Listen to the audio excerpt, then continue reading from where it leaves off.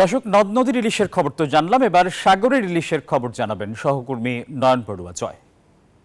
দেশের সবচেয়ে বড় মৎস্য অবতরণ কেন্দ্র ফিশারি ঘাট চট্টগ্রামের যেই ফিশারি ঘাটের যে বাজার, সে বাজারে সকাল হলে আমরা দেখি খুচরা বিক্রেতা, মাছের যারা বিক্রেতা আছে তাদের হাঁক ডাক শুরু হয়। যেহেতু এখানে আড়ত আছে, সেই কারণে এখানে যারা আড়তদাররা আছে তারা কিন্তু এখানে ছুটে আসে।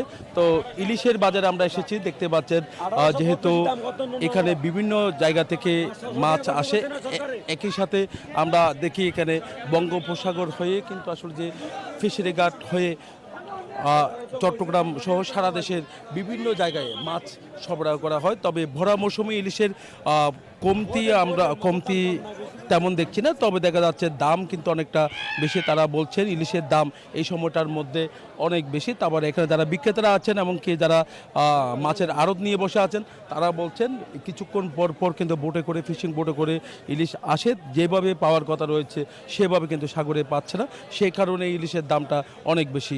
গত মৌসুমে কিন্তু ইলিশের স্বাদ কিন্তু সাধারণ যারা ক্রেতা আছে, নিম্নআয়ের মানুষ যারা আছে তারা নিতে পারেনি।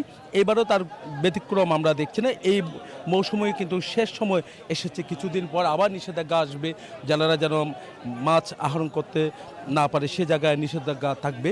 তো মৎস্য অধিদপ্তর থেকে সেই নিষেধাজ্ঞা দেওয়া হয় যেহেতু মাছের প্রজনন বাড়ানোর জন্য।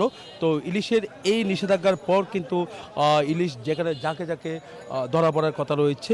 তবে বড় সাইজের ইলিশ আমরা দেখছি কিন্তু দেখা যাচ্ছে দাম অনেক বেশি। এখানে জেলেরা যারা মাছ আহরণ করতে যায় তারা বলছে সাগরে মাছ আছে, আর এখানে যারা মাছ বিক্রি করে তারা আড়তদার যারা আছে তারা বলছেন মাছের সংকট রয়েছে। তো সব মিলিয়ে ইলিশের কোনো সংকট কিন্তু আমরা দেখছি না। বাজারে অনেক ইলিশ দেখা যাচ্ছে, বড় বড় সাইজের দেখতে পাচ্ছেন, অনেক বড় বড় সাইজের ইলিশ। সেখানে যারা ক্রেতা যারা বাজার করতে এসেছেন তারা বলছে ইলিশের দামটা যদি একটু কম হতো তাহলে তাদের জন্য অনেকটা সহজ হতো বলে আমাদেরকে জানিয়েছেন। এখানে যারা বিক্রেতা আছেন তারা বলছেন যদি মাছের সরবরাহ যদি আরও বাড়ে তাহলে ইলিশের দাম কমবে বলে তারা মনে করছেন। নয়ন বড়ুয়া জয়, নিউজ 24, চট্টগ্রাম।